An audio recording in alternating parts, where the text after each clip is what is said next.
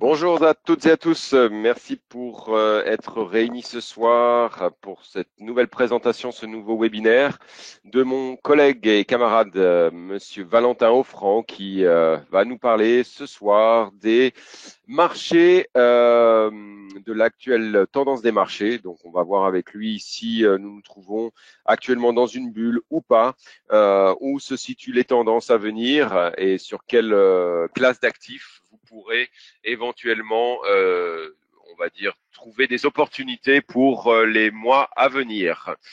Donc, on va tout de suite passer par les habituels disclaimers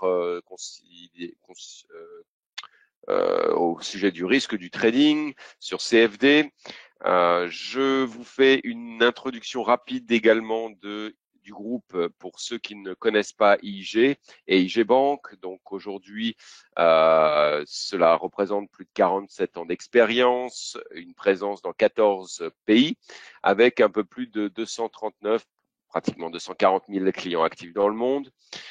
IG Bank, donc IG en Suisse, nous avons la licence bancaire, ce qui signifie que nous sommes régulés par la FINMA, et ce depuis 2014, avec 2 bureaux, un à Genève et un à Zurich, sur des sites que les Suisses connaissent très bien, la rue du Rhône à Genève et Paradeplatz à Zurich. IG Bank, c'est également 17 000 valeurs disponibles à traiter sur plusieurs plateformes, des plateformes de trading très performantes, notre propre technologie, mais également MetaTrader 4 ou Pro Real Time. On a été plusieurs fois classé comme le numéro 1 du trading sur CFD, puisque nous nous sommes vraiment spécialisés sur ce produit. Vous aurez vraiment toutes les possibilités qui vous sont offertes grâce à ces produits. Le service dans plusieurs langues. Évidemment, avec notre présence sur les 14 pays, on couvre également plusieurs langues. La présence d'IG sur le sol suisse permet également d'avoir donc un service d'excellence suisse. Et je vous rappelle également pour tous les les clients de chez IG Bank, vous avez un accès privilégié à la plateforme éducative IG Academy. Alors ça va de tous les niveaux, du débutant jusqu'au trader le plus confirmé. Il est toujours bon de refaire ses bases, de réapprendre ou de revoir certaines bases stratégiques ou tactiques du trading. Il est toujours intéressant de s'y référer de temps en temps. Et je vous rappelle que ce webinaire sera rediffusé sur le site internet IG Bank, sur nos chaînes YouTube. Vous pourrez retrouver ce webinaire et plein d'autres tutoriels également. Si vous souhaitez nous contacter, n'hésitez pas à le faire à travers le numéro de téléphone que vous voyez inscrit sur votre écran. Vous pouvez également éventuellement nous envoyer un courrier ou plus simplement nous contacter via les réseaux sociaux, sur Twitter, YouTube, Facebook ou LinkedIn. Vous avez ici maintenant les coordonnées et je vous rappellerai que nous venons également d'ouvrir un compte Instagram, donc IG Bank Instagram. Pour ceux qui préfèrent ce réseau, n'hésitez pas à nous rejoindre et à commenter. Voilà, je vais laisser place à mon camarade Valentin qui va vous faire une présentation de quelques minutes. Enfin, je veux dire, c'est prévu pour une soixantaine de minutes. Suite à quoi, vous pourrez éventuellement poser vos questions. N'hésitez pas, je pense également à poser vos questions pendant la présentation, si Valentin le peut et le veut répondre au fur et à mesure. Il le fera volontiers. Et je vous rappelle également que nous avons des webinaires où les comment dirais-je, présentations de Valentin qui seront disponibles sur notre site internet, les présentations de DailyFX ou les présentations individuelles de Valentin disponibles sur le site internet IG Bank. Voilà, Valentin, je te passe le micro et je vous souhaite à toutes et à tous une très bonne présentation. Merci et à très bientôt. Alors bonsoir à toutes et à tous, j'espère que vous allez bien. Merci Harold pour cette introduction. Je pense que je n'ai pas besoin d'introduire davantage le webinaire. Alors aujourd'hui le thème c'est c'est les marchés, particulièrement les marchés actions. Est-ce que le marché actions est en bulle? C'est la question que je vais tenter de répondre et je vais vous partager mon humble opinion à ce sujet. Bien évidemment, le contenu de cette présentation, ce n'est que mon opinion, ça ne reflète pas l'opinion d'IG Bank et ce ne sont pas des conseils d'investissement. Voilà, donc alors bonsoir Rémi, merci pour votre message d'encouragement. N'hésitez pas à poser vos questions, hein, si vous en avez, j'y répondrai pendant cette présentation.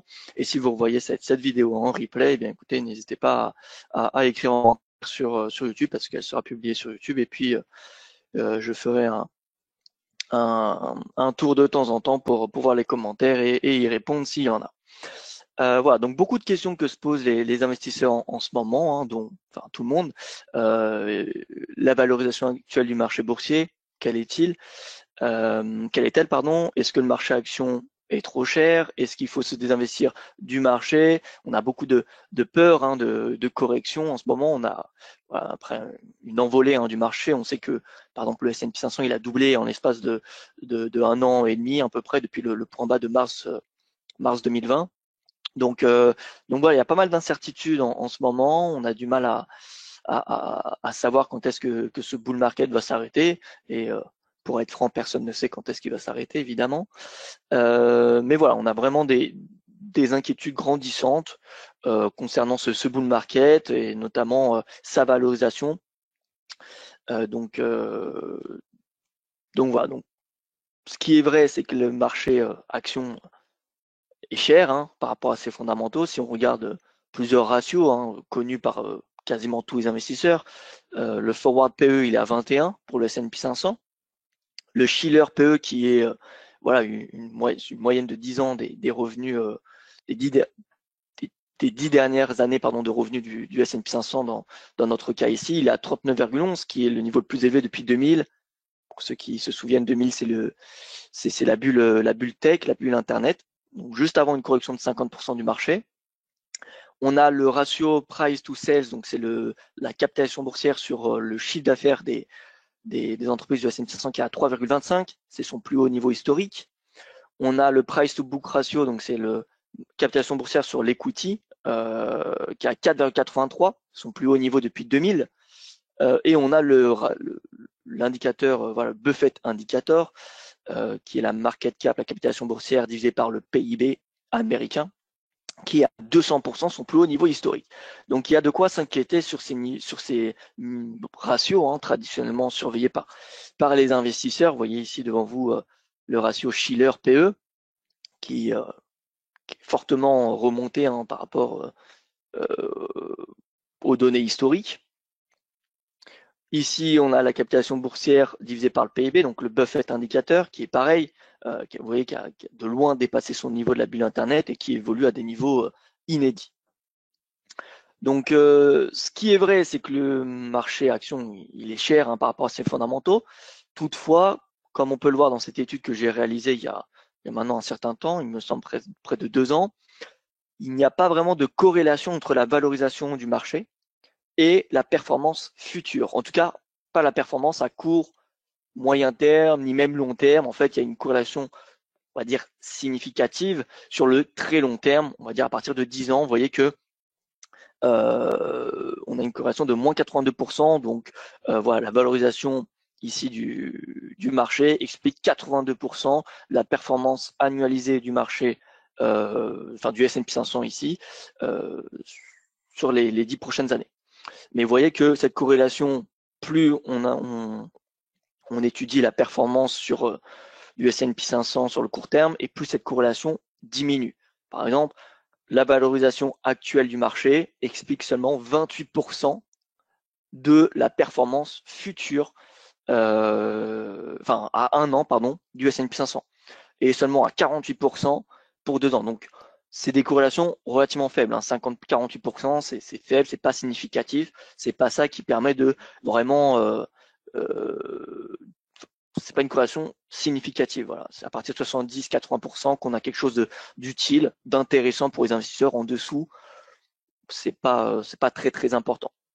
Donc vous voyez déjà que que ce soit pour le ratio Shiller, mais j'aurais pu faire cette étude sur les autres ratios que je vous ai énumérés juste avant.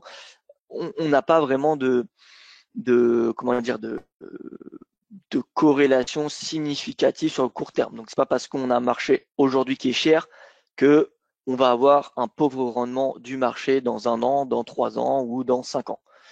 Dans 10 ans, à la rigueur, oui, on peut s'attendre que d'ici 10 ans, on a une performance relativement faible. Vous voyez que lorsqu'on a le ratio Shiller qui est à 30, donc là on est environ à 30, vous voyez qu'on a une corrélation annuelle d'environ 0% à peu près. Mais encore ici, on a une droite linéaire, alors qu'en réalité, on voit que c'est plutôt exponentiel, donc c'est plutôt autour de 2-3%. Enfin bref, en tout cas, ce que l'on constate, c'est que sur le très long terme, on peut s'attendre à des performances relativement plus faibles que si on avait une valorisation enfin un Shiller PE de 20 ou même de 10. Mais ça, c'est évident, tout le monde le sait, donc je ne vous apprends rien ici. Ce qui est important donc en tant qu'investisseur, c'est quelle est la valorisation des autres marchés, parce que c'est bien beau qu'on ait un marché action qui est cher, mais en réalité, si à côté on a des marchés encore plus chers, le marché action est attractif pour les investisseurs. Donc c'est ça réellement la question qu'il faut se poser, c'est quelle est la valorisation du marché actuel par rapport aux autres marchés. Et là, on tombe sur déjà le marché obligataire, qui est extrêmement cher. Si le marché action est cher, celui obligataire est encore plus cher. On voit qu'on a toutes les maturités quasiment des obligations du gouvernement américain qui sont négatifs lorsque l'on les ajuste aux perspectives d'inflation. Là, on voit les tips sur 5 ans, 10 ans et 30 ans, tous leurs rendements sont négatifs. C'est la première fois d'ailleurs, en tout cas depuis qu'on a ces données en 2000 et quelques, que ces performances sont négatives. Et je pense que ça l'est depuis au moins 1960. Pourquoi? Parce que la dernière fois qu'on a eu un environnement de taux extrêmement bas, de taux directeur extrêmement bas, c'était dans les années 40-50. Voilà, donc là, on a des rendements réels négatifs, bas sur toutes les maturités, et c'est même pas bas, c'est négatif en réalité. Donc, les investisseurs qui investissent sur des maturités courtes, moyens ou long terme, on a des rendements réels qui vont être négatifs. C'est-à-dire quoi des rendements réels négatifs? C'est-à-dire que le rendement ne suffira pas pour couvrir l'inflation. En d'autres termes, ce que les investisseurs vont gagner dans le futur permettront d'acheter moins de choses, moins d'objets à la fin, de consommer moins qu'aujourd'hui. Donc au final, on est dans un environnement de taux bas, donc comme on peut le lire sur Twitter, l'acronyme TINA, There is no alternative. Il n'y a pas d'alternative en français, ce qui est d'une certaine manière plutôt vrai. En tout cas, plus les taux réels s'enfoncent et moins il y a d'alternatives au marché action. Plus il faut aller sur des marchés risqués. C'est d'ailleurs pour ça qu'on peut expliquer la certaine performance des crypto-monnaies qui s'envolent depuis maintenant plusieurs mois. On a eu quelques périodes de correction à la fin du printemps, au début de l'été, mais globalement sur un an, si on regarde la performance sur un an ou même sur 2 ans, on a le marché crypto qui s'envole. On a les NFT qui ont fait leur apparition il y a quelques années. Pareil, c'est la valorisation, tous les actifs, en réalité les actifs financiers, entre guillemets, s'envolent parce qu'on a le coût de l'argent qui n'a jamais été aussi peu cher. Donc en réalité, si on compare la prime de risque, c'est ça le plus important au final. C'est en tant qu'investisseur, si vous êtes un institutionnel, si vous gérez des fonds, vous avez une responsabilité, donc c'est de générer un rendement, mais également d'avoir un risque adapté. Ce qui vous importe en tant qu'investisseur, c'est est-ce que le marché action ou le marché immobilier, peu importe, est attractif par rapport au marché obligataire. Et cette attractivité, cette différence de rendement va s'expliquer par la prime de risque, par le risque des marchés, des actifs risqués. On a le marché obligataire, c'est un actif entre guillemets peu risqué, puisque les obligations comment dire, gouvernementales, elles sont sans risque, il n'y a pas de défaut de paiement, hein, quasiment pas. Alors que le marché action, bah, il y a des risques, hein, il y a des risques que des entreprises fassent faillite, même si le risque est faible. Mais voilà, il y a un risque en tout cas. Il n'y a pas une garantie de rendement. Donc, ce qui est le plus important dans la valorisation du marché, selon moi, c'est vraiment la prime de risque. C'est est-ce que le marché action se traite bien, plus ou moins bien que le marché obligataire? Quelle est la valorisation du marché action par rapport au marché obligataire? Est-ce que le marché action est plus cher que le marché obligataire, ou est-ce que le marché obligataire est plus cher que le marché action? Et ça, on va l'identifier par rapport aux primes de risque. Donc ici, vous avez un graphique avec deux courbes, un graphique qui a été réalisé par Macro Alf, hein, que je vous conseille de suivre sur Twitter. On a la différence de rendement entre les bénéfices du S&P 500 et le rendement obligataire des entreprises américaines, donc côté BBB. Et en orange, nous avons la prime de risque entre les bénéfices pareil du S&P 500 et le rendement nominal, hein, des obligations à 10 ans américaines. Donc quand je parle des bénéfices d'entreprise, c'est les perspectives à 10 ans des entreprises, hein. C'est pas les bénéfices des 12 derniers mois, parce que évidemment, on a un effet de base important, hein. On a des bénéfices qui se sont envolés, hein, si on regarde sur 12 mois, comme tous les indicateurs macroéconomiques d'ailleurs, hein. On a des hausses faramineuses, hein, des indicateurs si on compare sur 12 mois à cause de l'effet de base. Donc là, c'est vraiment les perspectives à 10 ans des analystes, qui sont relativement fiables, même je dirais sous-estimés, hein, parce que bah, on le voit à chaque saison de publication de résultats, on a sur le S&P 500 75% à peu près à chaque fois des entreprises qui battent les attentes. Donc on va dire que là, les attentes des analystes, c'est les attentes basses. À mon avis, en réalité, ça va être un petit peu plus au-dessus. Bref, si on regarde l'évolution de cette prime de risque, on regarde les moyennes historiques, par exemple sur 10 ans, 15 ans, voilà, on a une prime de risque qui a sa moyenne, ici pour le marché action comparé aux obligations d'État, et pareil pour la prime de risque entre le marché action et le marché obligataire corporate. Et d'ailleurs, même pour cette prime de risque face aux obligations corporate, on voit qu'on a une prime un peu plus importante de 2,2% pour le S&P 500. Bon, ce graphique, il a été réalisé avec les données de juillet 2021, donc voilà, il y a à peu près 1 ou 2 mois de délai, donc ça a un petit peu changé d'ici là. Mais ce qu'il faut retenir de ce graphique, qui me semble extrêmement pertinent, c'est que la prime de risque, finalement, est bien et à son niveau historique. Donc, le marché action ne semble pas survalorisé, il semble correctement valorisé par rapport au marché obligataire. Voilà. Donc, c'est mon point principal de cette présentation.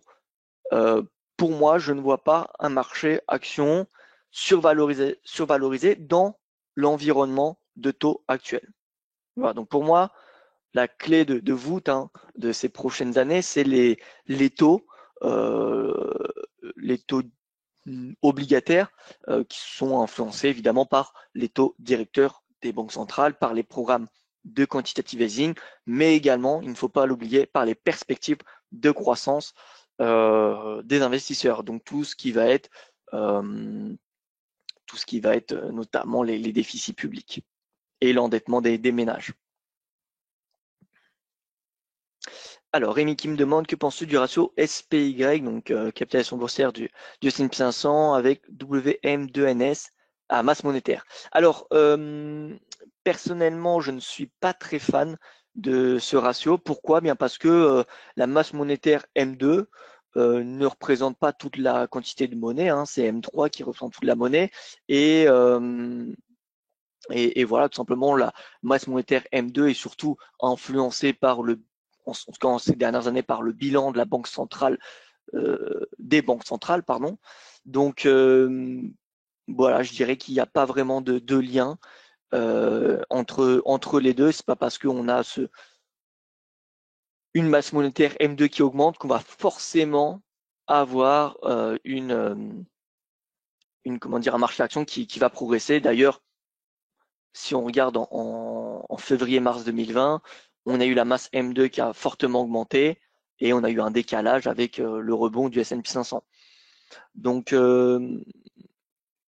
Oui, je dirais qu'il y a une influence entre la masse monétaire M2 et le marché, parce qu'on ne peut pas ignorer l'impact des quantitative easing sur les marchés. Parce que comme je viens d'expliquer, les quantitative easing, bah, ça va influencer les taux, les marchés obligataires, donc par ricochet la prime de risque et donc euh, le, le marché action. Mais je dirais que le ratio entre la capitalisation boursière du S&P 500 et la masse monétaire me semble me semble pas, comment dire, correct. Tout simplement, voilà, comme je l'ai dit, la masse monétaire M2 ne représente pas toute la monnaie en circulation. Donc voilà. Donc quels sont les risques pour les marchés actions? Bah, comme je viens de l'expliquer, pour moi, le principal risque, c'est vraiment une réduction de la prime de risque pour le coup, hein, du S&P 500 comparé aux autres marchés. Donc l'attractivité du marché action comparé aux autres. Qui pourrait se produire si, notamment, on a le marché obligataire qui venait à abaisser, donc en gros que les taux remontaient trop rapidement. Donc pour que les taux remontent rapidement, faut que le marché obligataire, le prix des obligations diminue, parce que vous savez que c'est inverse. Et pour que le prix des obligations diminue, ça passe par une réduction de la liquidité. Alors ça ne veut pas dire réduction du rythme des achats d'actifs, hein, parce que beaucoup comment dire, sont confus entre le tapering et le quantitative tightening. Le tapering, c'est une réduction du rythme des achats d'actifs. Donc là, toutes les banques centrales sont enfin plus ou moins, sont dans des débuts où ont commencé le tapering, donc ils réduisent progressivement les achats d'actifs, mais leur bilan continue d'augmenter. Alors que le quantitative tightening, c'était comme en 2018, la Fed qui réduisait de 50 milliards de dollars son bilan. Et du coup, là, c'est pas du tout la même chose. Quantitative tightening, la Fed détruit de la monnaie. Le tapering, c'est la Banque centrale, la Fed, par exemple, qui va continuer à créer de la monnaie, mais à un rythme plus faible qu'auparavant. Donc, là, le tapering, il y a beaucoup de personnes qui s'inquiètent. Ça peut être un catalyseur qui pourrait justifier une correction, même si je pense que c'est globalement fortement intégré dans les prix, hein. Ça fait quand même 3-4 mois que le marché comment dire, intègre cela dans les prix. D'ailleurs, on le voit dans les rendements obligataires, hein. Si on regarde le taux à 10 ans américain, il baisse depuis le mois de avril, à peu près. Il baisse parce que le marché a commencé à intégrer, à pricer le tapering. Donc, qui dit tapering dit baisse des perspectives de croissance, hein, parce que moins, euh, moins de soutien des banques centrales, ça veut dire des conditions de financement un peu plus comment dire, restreintes, et donc perspective de croissance révisée à la baisse. Et d'ailleurs, c'est pour ça que depuis une semaine, depuis le décevant rapport NFP, hein, on a le 10 ans américain qui rebondit. Parce que voilà, le marché anticipe finalement un début de tapering plutôt vers la fin de l'année au lieu de septembre-octobre. Donc on a un rebond du 10 ans. Donc voilà, pour moi le tapering, ça peut être une menace, mais je pense qu'il est voilà, surestimé par la plupart des investisseurs en ce moment. En tout cas, ce que je lis sur Twitter, j'ai l'impression que le tapering va être le prochain catalyseur d'une correction de 10 ou 20%, ce qui est possible, hein. Personne n'a de boule de cristal entre les mains. Je ne dirais pas à exclure totalement cette hypothèse, mais pour moi, je pense que voilà, les banques centrales font relativement bien le travail à prévenir les marchés en ce moment. Donc, je ne vois pas pourquoi ça justifierait une correction. Autre catalyseur qui pourrait voilà, justifier une réduction, enfin une correction pour le marché action, donc outre la réduction de la prime de risque, c'est un signe noir pour le coup, une récession américaine. Récession américaine, ça semble peu probable, hein, vu toutes les injections monétaires, vu les déficits publics, enfin le déficit public du gouvernement américain, les plans de relance en préparation. Voilà, ça semble peu probable qu'on ait une récession. Par contre, un signe noir, ça peut arriver. La situation, par exemple, Taïwan, c'est pas éminent, mais voilà, il y a quand même des tensions qui comment dire, s'intensifient entre la Chine et Taïwan.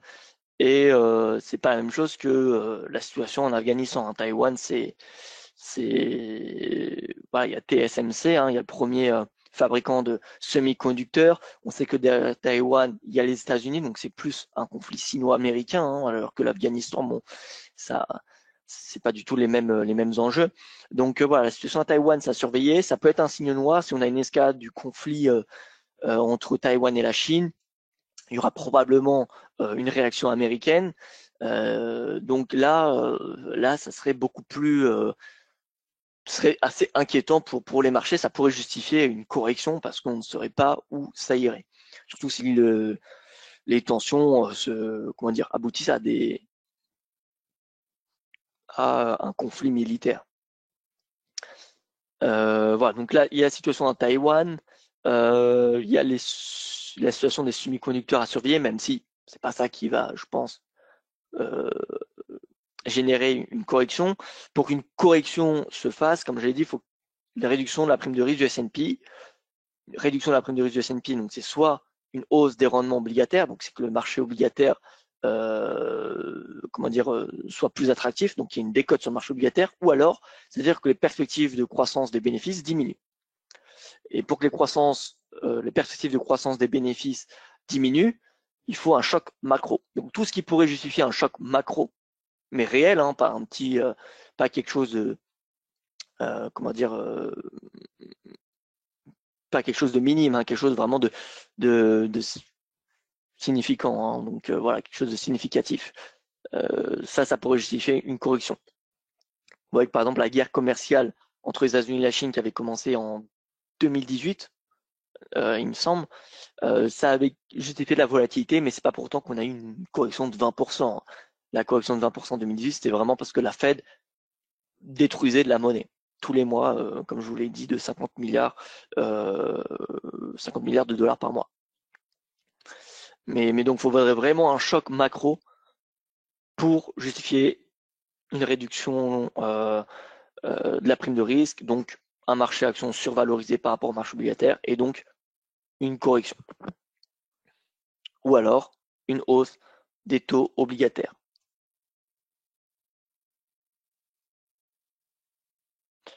Et bien sûr, il convient de noter que plus les taux obligataires sont bas, plus le marché actions est vulnérable.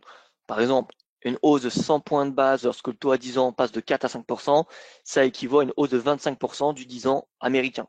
Alors que quand on a une hausse de 100 points de base alors que le taux à 10 ans vaut 1%, bah, ça veut dire que c'est une hausse de 100% du 10 ans américain. Donc le taux à 10 ans, il double. Donc voilà, plus le taux obligataire américain est bas et plus la valorisation du marché action, la prime de risque, on va dire, est sensible à l'évolution des taux. Voilà, donc ça, c'est à surveiller. Plus les taux obligataires vont être bas et plus ça pourrait justifier de la volatilité sur le marché action.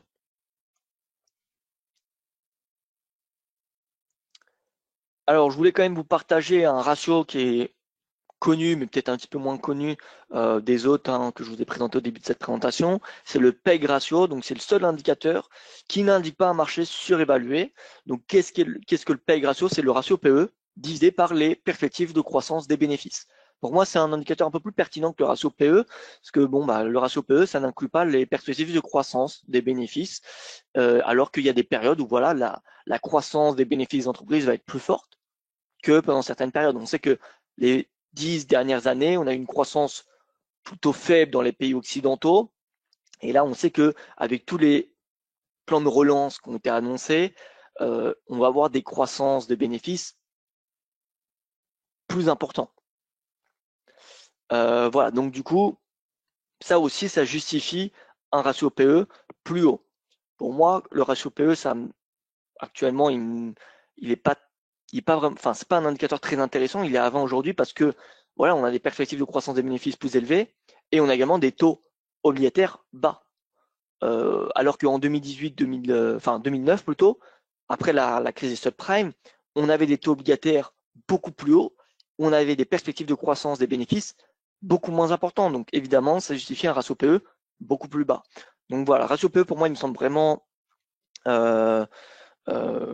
incomplet, pas vraiment significatif. Je regarde, mais voilà, sans trop d'intérêt. Je pense que c'est un indicateur pertinent lorsque l'on l'utilise pour un secteur ou pour une entreprise, voilà, pour évaluer une entreprise par rapport à un secteur. Par exemple, on regarde le forward PE je sais pas moi, de Amazon par rapport au secteur de la consommation discrétionnaire, ou par rapport à Walmart, ou par rapport, voilà, à des concurrents de Amazon.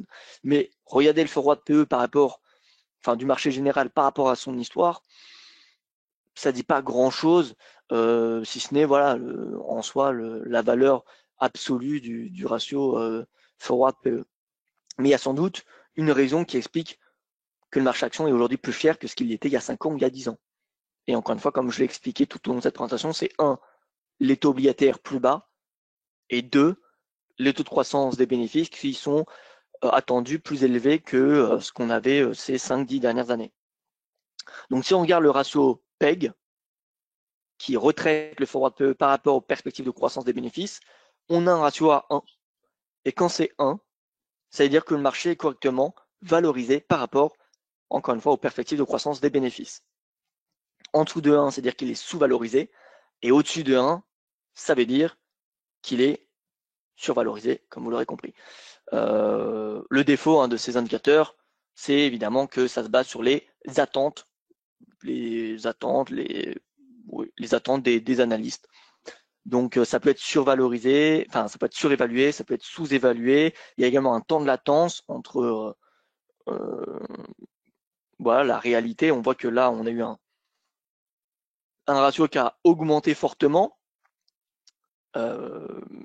Et pourtant, c'était le meilleur moment d'acheter. En mars 2020, vous voyez que là, bon, on a eu le forward PE qui était en très bas, mais on avait le PEG qui indiquait un marché qui était survalorisé. Donc voilà, c'est un indicateur pertinent, mais à surveiller dans la tendance d'une manière générale, pas sa valeur absolue à l'instant T.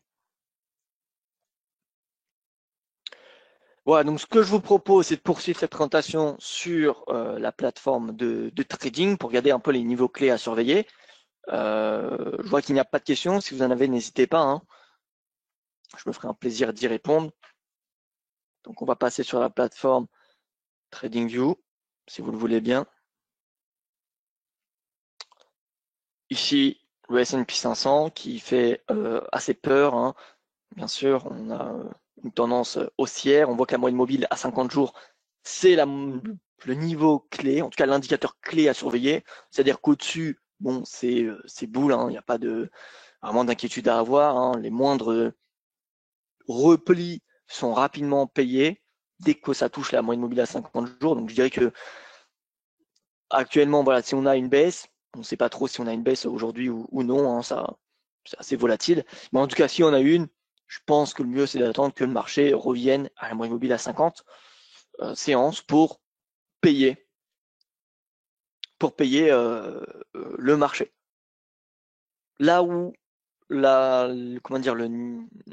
configuration technique serait plus menaçante, c'est si on enfoncerait un récent plus bas, un creux, voilà, un récent creux. Donc le dernier creux qu'on a, c'est 4367 points. C'est le creux du 19 août 2021, enfin de cette année. On a à peu près un creux tous les mois. Vous voyez que là, c'était août, juillet, juin, mai, mars. Donc là, en avril, on n'a pas eu un. Mais vous voyez, à peu près tous les mois, on a un creux, on a un sell-off d'un peu moins de 5%. Donc, pour ceux que ça intéresse, les sell-off de 5%, c'est très difficile à anticiper. Maintenant, pour payer le repli, moi, il y a un indicateur que j'aime bien, c'est le RSI, et surtout le RSI à 5 séances.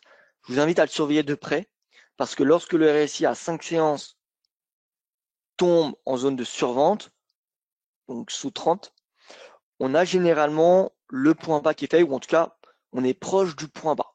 Donc moi, en tout cas, c'est vraiment un niveau que je surveille. Dès qu'on a un sell-off et que la tendance de fond me semble intacte, évidemment, si on a un retournement baissier majeur, comme c'était le cas en mars 2020, c'est pas le RSI 5 périodes qui va vous permettre de anticiper un point bas majeur. Donc, le RSI 5 périodes, c'est simplement pour anticiper des petits replis. Mais voilà, si là actuellement on a un repli de quelques séances, j'aimerais voir le RSI 5 séances arriver sous 30 pour m'intéresser à des stratégies acheteuses de court terme. Et clairement, hein, lorsque le RSI 5 séances est au-dessus de 70, donc quand il est dans sa zone de surachat, le ratio rendement-risque est clairement défavorable aux acheteurs sur le court terme. Ça ne veut pas dire qu'on va forcément avoir un repli dans l'immédiat, hein, dans le lendemain ou le surlendemain. Parce que vous voyez que là, il y a des périodes où le RSI 5 séances était au-dessus de 70, il est resté longtemps au-dessus de 70 et le prix a continué à augmenter. Donc, voilà, la difficulté sur le marché action et surtout sur Wall Street, sur les marchés américains, c'est que c'est très difficile à anticiper les tops. C'est beaucoup plus facile à anticiper les bottoms. Donc voilà, moi, ma stratégie, bien sûr, il n'y a pas que cet indicateur que je surveille, mais je dirais que c'est l'indicateur qui, pour moi, est le plus influent qui influence le plus mon opinion sur le court terme, c'est le RSI 5 séances. Je vous invite à le surveiller régulièrement. Donc, tant que le S&P est au-dessus de son dernier creux, actuellement à 4367 points, il n'y a pas d'inquiétude à avoir, même si on a une petite correction jusqu'à la moyenne mobile à 50 séances.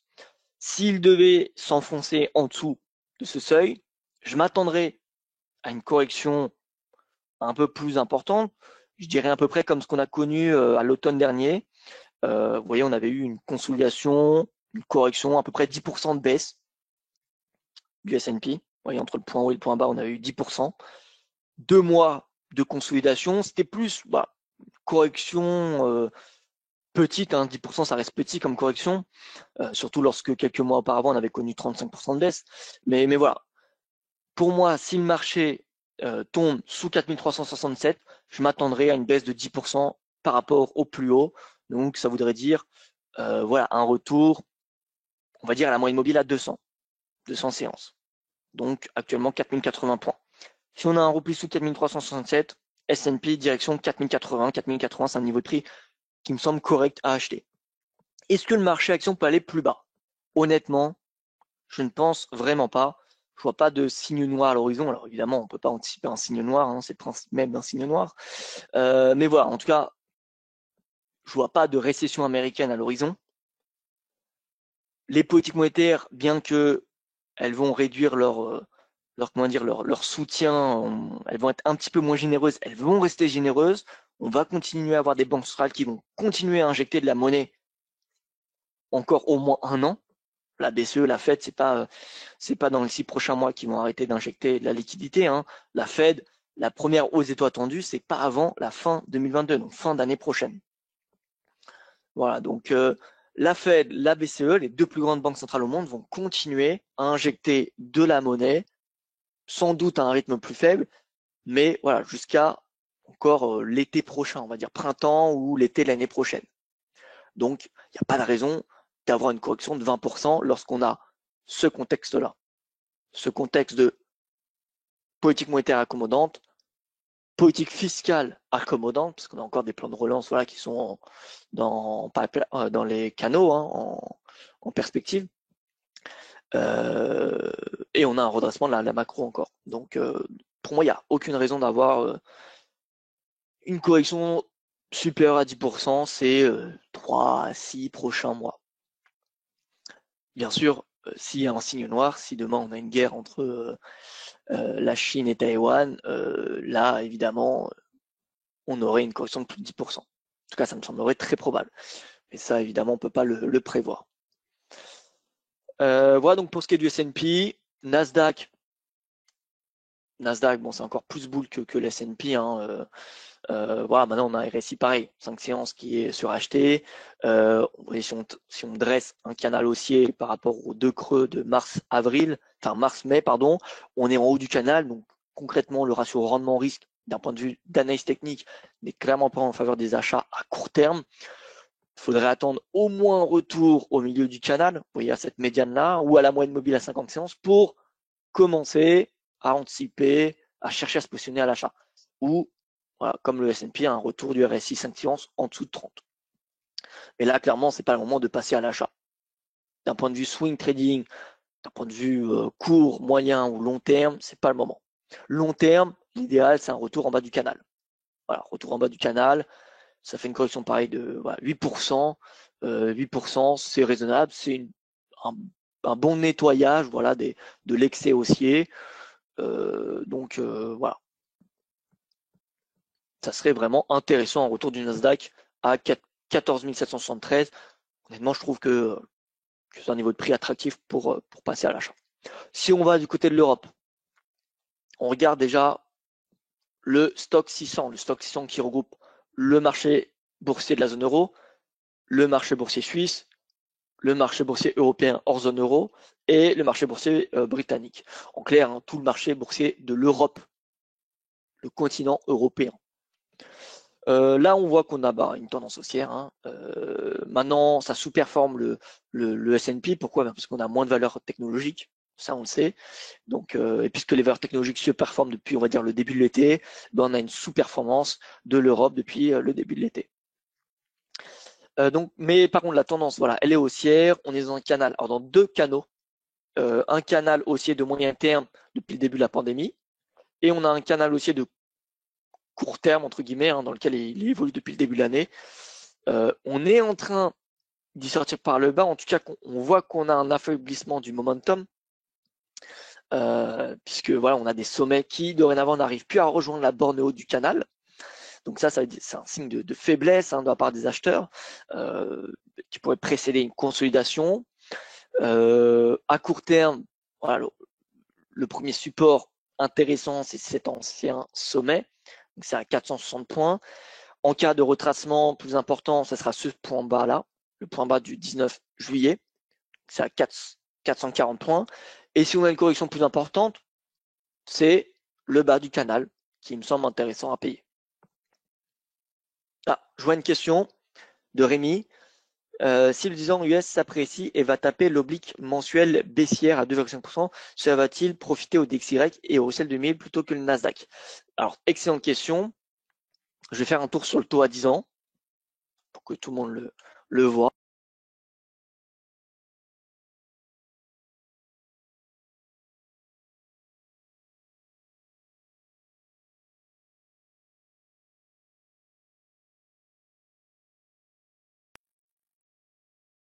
Indicateur. Si on superpose ici le DXY à la force relative entre le Russell 2000 et on va dire le Nasdaq.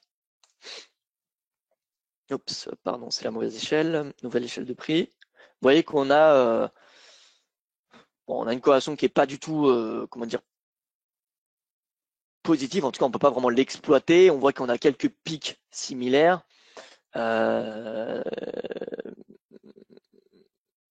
Mais du coup, on voit, c'est assez surprenant d'ailleurs, on voit que dès qu'on a le DXY qui fait un pic, donc qui est en baisse, on a le Russell 2000 qui sous-performe le Nasdaq et inversement.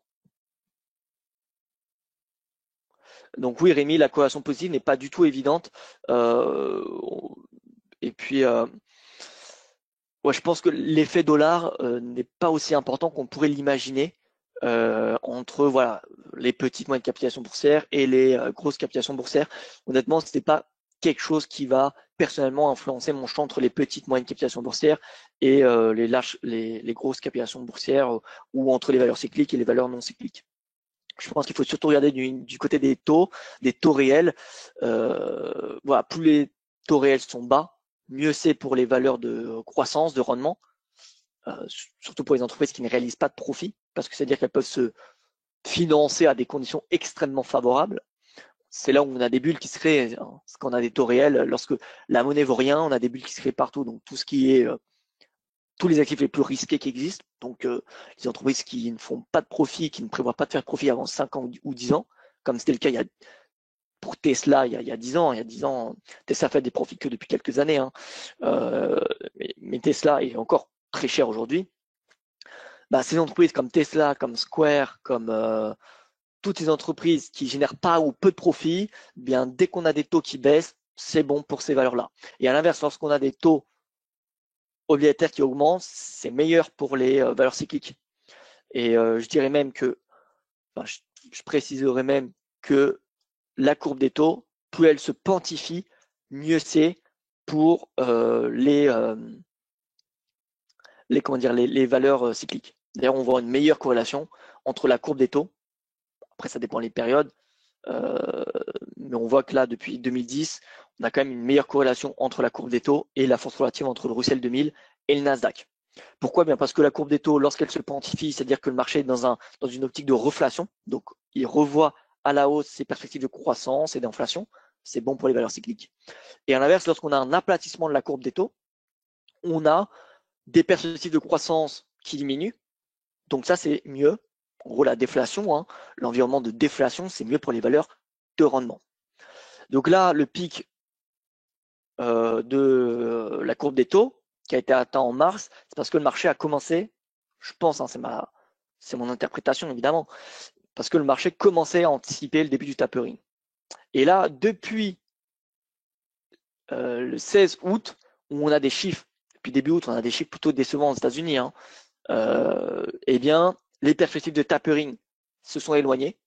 Et donc, du coup, on a un taux, un aplatissement, une quantification de la courbe des taux. On a le 10 ans US qui remonte et les taux courts qui restent stables, qui sont évidemment maintenus au plancher par la Banque centrale. Donc voilà, je pense que pour le marché boursier américain, c'est tout ce que j'ai à dire. Regardez la courbe des taux, mais en tout cas, tant que les derniers supports, on va dire, les derniers creux majeurs ne sont pas enfoncés, pour moi, je ne vois pas les raisons de s'inquiéter. Et quand bien même ces supports sont enfoncés, je ne pense pas qu'on peut anticiper dans l'environnement actuel une correction de plus de 10%. Même si, voilà, il y a potentiellement un excès aussi à court terme, d'un point de vue du sentiment, quoique on peut encore en débattre. Mais bon, voilà, il y a peut-être un excès à court terme, mais ça ne justifierait pas, selon moi, d'une correction supérieure à 10%. D'ailleurs, je vais regarder rapidement le Russell 2000. Russell 2000 qui est un support clé à ne pas dépasser, hein, qu'on teste depuis de nombreux mois. Vous voyez, c'est à peu près les 2100 points. Vous voyez, 2100 points, c'est vraiment le support à ne pas dépasser. D'ailleurs, c'est le support même je dirais, à payer. Vous voyez, dès que le RSI il arrive, le RSI il se plante, le RSI à 5 séances, pardon, dès qu'il se plante et que le prix arrive sur ce support vers les 2100 points, ça me semble un niveau de prix attractif. Par contre, si on l'enfonce, là par contre, évidemment, on serait plutôt dans une optique de retracement du rallye haussier qu'on connaît depuis octobre. Pas l'intégralité du rallye, hein, évidemment, mais déjà un retour à 2000 points, voire pourquoi pas ce support-là, 1900 points. Donc je retourne en Europe. Comme je disais, hein, le stock 600, c'est bull. Donc en Europe, pareil, c'est bullish, mais on a un momentum qui s'affaiblit. Si on regarde le SMI, puisqu'on est je traite pour IG Bank, donc je pars du principe que l'audience est plutôt suisse aujourd'hui. SMI il résiste plutôt bien. La tendance est vraiment surprenante, la tendance elle est haussière. On a des phases de consolidation, mais même les petites périodes d'incertitude, on n'a même pas de retracement si 2% on a, mais on n'a pas de moins 4%, ni même moins 5%, comme on pourrait le voir sur d'autres indices européens. Donc ça, c'est assez surprenant. On a vraiment une forte tendance haussière sur le SMI. À part aujourd'hui, où là, on voit que on a une baisse. Et si on regarde par rapport au plus haut du 18 août, là, on a une baisse de 3%. Bon, ça reste minime. Alors, pour le RSI 5 séances, je tiens à préciser que personnellement, je ne l'utilise pas pour les indices européens. Les indices européens évoluent beaucoup plus en dents de scie que les indices américains. C'est mon observation depuis de nombreuses années, hein, c'est mon expérience qui parle. Donc le RSI 5 séances, je le trouve pertinent sur les indices américains, en particulier le S&P, le Dow Jones et le Nasdaq, mais pas vraiment sur les autres indices. Quelle zone géographique a privilégié en ce moment judicieux de payer le dip sur les valeurs chinoises? Alors je vais passer sur le marché chinois juste après. Je vais faire un commentaire là-dessus. Zone géographique à privilégier en ce moment, moi je dirais, je trouve que le Nasdaq, le Nasdaq est important. Les GAFAM sortent d'une période de consolidation assez longue. Apple, Microsoft, Google, Amazon, Facebook, Nvidia, Netflix. Ça sort des périodes de longue consolidation pour certaines. On est dans un environnement de déflation. Enfin, on n'a pas la déflation, mais on a des perspectives de croissance qui diminuent. On n'est plus du tout dans le trade de reflation du premier trimestre de l'année. C'est l'inverse. On le voit à la courbe des taux. Donc, tant que la courbe des taux diminue, là, on a un petit rebond à court terme, mais la tendance, on va dire à moyen terme, elle est baissière. On a une pontification de la courbe des taux. Tant que cette courbe des taux se pontifie, personnellement, je privilégierais le Nasdaq. Les valeurs, je dirais globalement les valeurs technologiques. Et là où on retrouve le plus de valeurs technologiques rentables, c'est sur le Nasdaq. Voilà, donc ça c'est mon opinion. D'ailleurs, disclaimer, par souci de question d'éthique ou de transparence, je peux peut-être préciser que je suis long Nasdaq. Voilà. Donc ça peut peut-être, comment dire, c'est pas un conseil, hein, mais c'est voilà, d'un point de vue éthique, peut-être que c'est important de le préciser. Donc je le précise. SMI, ça reste boule malgré le petit repli intraday. On voit qu'on n'a pas de support majeur enfoncé. Le premier support, on va dire, important pour le SMI, ce sera celui-ci, à peu près à 1180 points. Voilà, on peut le prendre ici, le point bas, voilà, 1180, on va dire. Si on a un retour à 1180, zone d'achat vraiment intéressante à court terme. Et si on enfonce 1180, là par contre, ça sera un signal en faveur d'un retracement plus important. Si on a un retracement, je pense qu'en Europe, ça sera plus important qu'aux États-Unis. En tout cas, d'un point de vue historique, c'est souvent le cas. Hein. Lorsqu'on a Wall Street qui s'essouffle, on a vraiment des marchés européens qui sont vraiment à la traîne ou qui retracent beaucoup plus que les indices américains. C'est pas tout le temps le cas, mais la plupart du temps. Voilà, donc si retracement des marchés actions il y a, j'irai plutôt shorter les marchés européens que les marchés américains. Sur le CAC, notre ami le CAC 40, vous voyez que la tendance est haussière, mais qu'elle est moins évidente que sur le SMI. D'un point de vue du ratio rendement-risque, vous voyez qu'il y a encore peu de temps, c'était clairement en faveur des vendeurs. Hein. Le CAC revenait très très proche de son plus haut historique inscrit en l'an 2000 à 6940 points à peu près. Et là, depuis, voilà, on a un recul en bas un repli sous cette résistance et sous la borne haute du canal haussier de moyen long terme. Et à très court terme, là, ce que l'on constate, c'est une jambe de baisse, un canal haussier, enfin un drapeau, pardon, et une sortie par le bas du drapeau. Donc, ça ouvre la voie à une nouvelle jambe de baisse. Théoriquement, cette nouvelle jambe de baisse pourrait s'étendre jusqu'à, alors, je cherche les extensions de Fibonacci. Extension de Fibonacci, ça pourrait être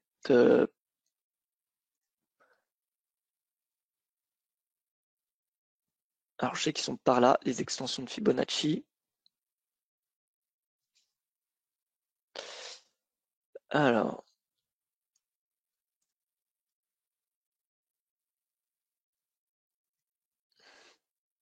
Ah, pardon, ici, c'est le deuxième. Oui, je n'ai même pas vu, c'est prolongation de Fibonacci sur TradingView. Et là, on voit, si on reporte cette vague depuis le plus haut du drapeau, on a un objectif théorique à 6430 points.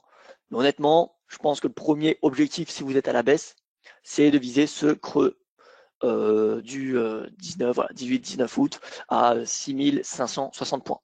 Tant qu'on est en dessous de 6800, perspective baissière domine à court terme jusqu'à ce support. Et si on enfonce ce support, ça peut être un premier objectif. Par exemple, vous pouvez couper 50% de votre position à ce support et ensuite viser un repli à ce niveau-là, jusqu'à 6430 points, qui est l'objectif théorique de cette seconde vague de baisse.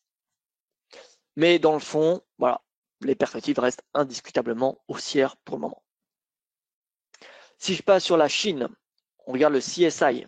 CSI, c'est l'équivalent du S&P 500 chinois, sauf qu'il n'y a que 300, il y a 300 captations boursières, c'est 300 plus grosses captations boursières chinoises continentales, donc qui n'inclut pas Hong Kong. Donc c'est pas le Shanghai Composite. Hein. Le Shanghai Composite, c'est un peu comme le Nasdaq Composite. Shanghai Composite, ça regroupe toutes les valeurs cotées à la bourse de Shanghai, alors que le CSI 300, c'est les 300 plus grosses captations boursières chinoises.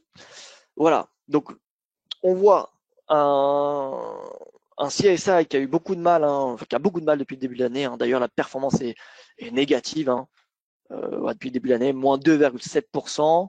Et si on le retraite en euros, Euh, si on le retraite en euros, donc pour un investisseur européen, d'accord. Bon, bah, CNH-USD, si on le retraite pour... Alors, pourquoi ça ne veut pas?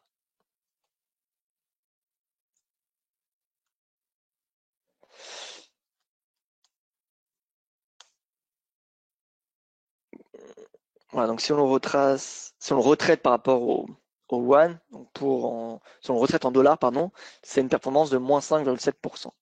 Donc voilà, même, même la dépréciation du yuan ne suffit pas, enfin pardon, l'appréciation du yuan, pardon, a même impacté la performance du CSI. Donc revenons sur le CSI classique, hein, traité en yuan.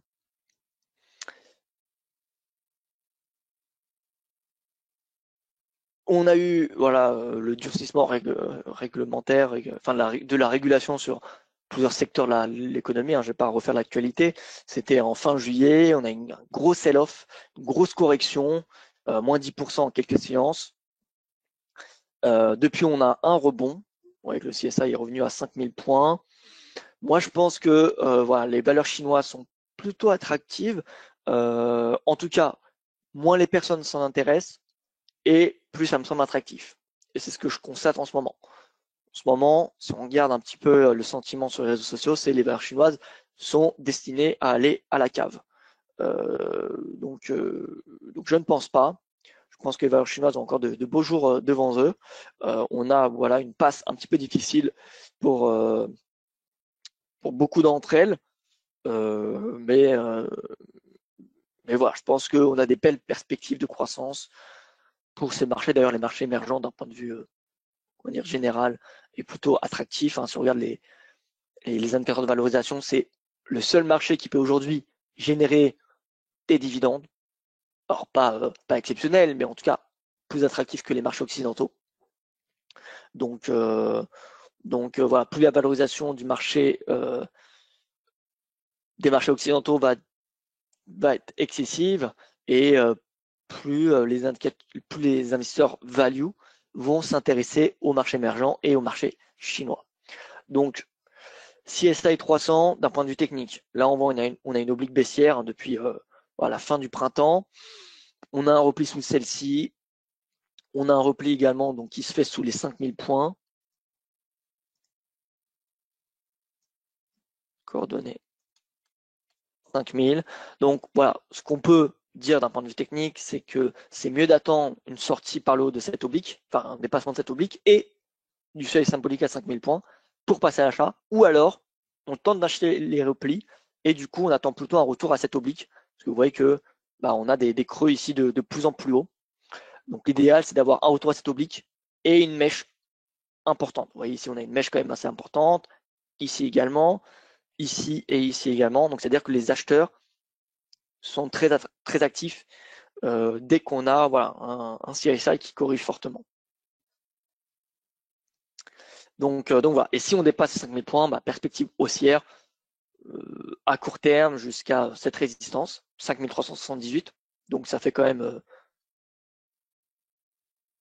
7-8% de hausse, là où les marchés européens ou américains ont quand même, je dirais, un peu moins de perspectives de hausse à court terme. Court moyen terme, si le marché européen s'adjuge encore 8% d'ici la fin de l'année, ça serait enfin, c'est possible, mais ce serait assez surprenant vu la performance qu'on a depuis le début de l'année. Pareil pour le marché américain, peut-être le Nasdaq va réussir encore à gratter 10% d'ici la fin de l'année. Davantage, ça me semble peu probable. Alors que le marché chinois, là on a la banque centrale chinoise qui s'apprête vraiment à assouplir, enfin à devenir accommodante, à baisser ses taux, à injecter de la monnaie. D'ailleurs, elle a déjà fait la semaine dernière, elle a injecté plusieurs dizaines de milliards, une centaine de milliards de yuan dans les marchés. On a là la Chine, d'un point de vue fiscal ou monétaire, une perspective de d'accommodation des politiques fiscale, budgétaire et monétaire. Donc, si on a une expansion, un assouplissement de la politique monétaire, on a des chances que le marché boursier chinois progresse. Donc, je dirais que pour cette fin d'année, ce qui me semble pertinent, c'est soit les techs américaines, les techs, attention, les techs solides, hein, pas les coquilles vides, pas les coquilles vides que j'ai pu énumérer pendant cette présentation, mais plutôt voilà, les mastodontes, Apple, Microsoft, Google, c'est des machines de guerre qui génèrent des milliards et des milliards de cash chaque trimestre, avec des perspectives de croissance encore significatives. Donc voilà, ces GAFAM-là ne sont pas du tout les GAFAM des années 2000, du début des années 2000, pardon. Donc ces GAFAM et les valeurs chinoises me semblent, enfin le marché boursier chinois d'un point de vue général, me semble intéressant pour cette fin d'année. Mais d'un point de vue technique, j'aimerais attendre soit un retour à 5000, soit un dépassement de 5000 points, soit un retour à cette oblique pour payer le marché. Voilà, j'espère, Rémi, que ça a répondu à votre question. Si vous avez des dernières questions, n'hésitez pas, vu qu'il est l'heure de la fin de cette présentation. Je vais faire un point sur le FTSE. FTSE qui sous-performe. Pareil, le FTSE à moyen long terme, ça peut être intéressant. Alors, je pense qu'à court terme, le FTSE est pénalisé par voilà, une politique, comment dire, des incertitudes politiques sur le Brexit. On voit que bon, les Britanniques veulent revenir sur l'accord sur la frontière nord-irlandaise. Donc voilà, on a quand même des incertitudes sur la politique britannique. Donc je pense que ça justifie la sous-performance du marché boursier britannique et ce qui va continuer à peser sur ce marché-là. Je ne pense pas qu'il soit attractif maintenant.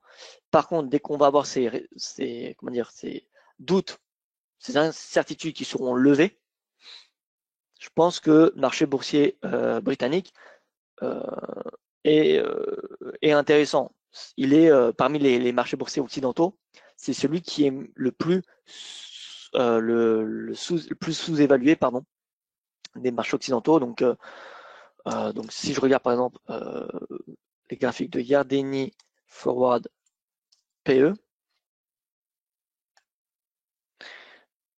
donc oui, je sais, j'ai dit qu'au début de cette présentation que les forward PE ne m'intéressaient pas beaucoup, mais c'est intéressant si on compare entre secteurs ou entre concurrents ou entre voilà, zones géographiques. Et ce n'est pas ça que je cherche. Donc MSCI, Yardeni, voilà, Global Index.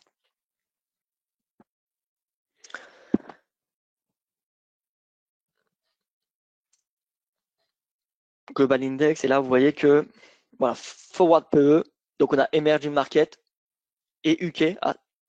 Ça c'est, vous voyez, on a les marchés émergents et le marché britannique, c'est les deux moins chers aujourd'hui. Et regardez la décote par rapport au marché boursier américain. C'est juste énorme. Alors, il y a une explication à ces décotes. Encore une fois, sur les marchés émergents, on a des doutes. On a des doutes politiques plus importants. C'est normal que les marchés occidentaux soient plus chers que les marchés émergents. Parce qu'on a plus de risques sur le marché émergent, que ce soit monétaire, politique, économique, etc. Donc, c'est normal que le forward PE soit tout le temps moins cher, moins important que sur les marchés occidentaux. Si le forward PE devient plus important sur le marché émergent que sur les marchés occidentaux, ça serait et je pense que ça serait le signe d'une bulle sur le marché émergent. Parce que ça voudrait dire qu'il y a des meilleures perspectives de croissance sur les marchés émergents, ça c'est clair, mais qu'il y a surtout moins de risques politiques, économiques, monétaires, ce qui est normalement tout le temps, ce qui n'est pas le cas. Voilà. Donc, en tout cas, ce qui est assez surprenant, c'est que le marché britannique est moins cher que le marché émergent. Donc, on voit qu'on a une réelle décote sur le marché britannique. Donc, même aujourd'hui, ça pourrait être intéressant de s'intéresser au marché boursier britannique dans une optique de long terme. Attention, c'est encore une fois les forward PE, tout ce qui est indicateur de valorisation, ça n'a aucun intérêt sur le court terme. Ça ne vous dit rien sur la performance dans une semaine du marché, ou même dans un mois ou dans 3 mois. Mais sur le long terme, voilà, les entreprises britanniques ne sont pas moins performantes que les entreprises européennes ou que les entreprises américaines. parle bien sur du long terme, ce qui justifie cette différence de prime de risque, c'est vraiment le risque politique, je pense.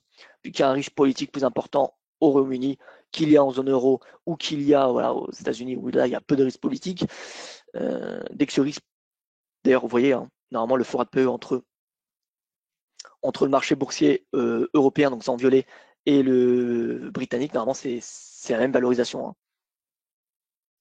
Donc là on voit qu'on a un spread, on a un écart, donc cet écart c'est les incertitudes sur le Brexit, en tout cas c'est mon interprétation. Donc tant que ces inquiétudes sont présentes, on va avoir ce spread, mais dès que ces inquiétudes seront levées, je pense que le marché boursier britannique va rattraper sans retard sur comment dire le marché boursier européen. Voilà. Une valeur UK en particulier, non, je n'ai pas de valeur UK particulière, je ne fais pas de stock picking sur le marché boursier britannique, donc honnêtement je ne pourrais pas vous aider. Je pense passer à l'achat sur Visa, Mastercard, Baidu et JD. Pourquoi pas je pense que voilà, moi je n'ai pas vraiment d'opinion sur ces valeurs-là.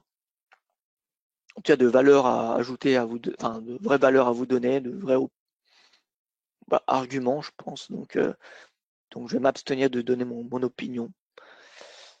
Voilà, écoutez, mesdames et messieurs, c'est la fin de cette présentation. Je vous remercie pour votre attention, pour votre participation. Ça a été assez actif. Voilà, donc merci à vous. Je vous souhaite une excellente fin de journée. J'espère que cette présentation vous a plu. Il y aura une enquête à la fin de ce webinaire, donc n'hésitez pas à y répondre. Une enquête de satisfaction. Et si vous avez notamment des sujets à suggérer pour les prochaines présentations, vous pourrez les inscrire dans cette enquête. Et voilà. Merci encore pour votre attention. Je vous souhaite une excellente soirée et je vous dis à la prochaine.